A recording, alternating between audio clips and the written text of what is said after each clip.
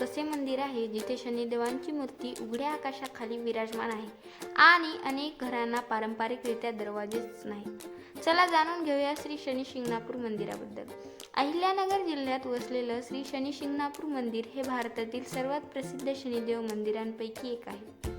येथे असलेली काळ्या दगडाची स्वयंभू मूर्ती सुमारे 5 फूट 9 इंच उंच असून ती कोणत्याही छताशिवाय उघड्या आकाशाखाली आहे।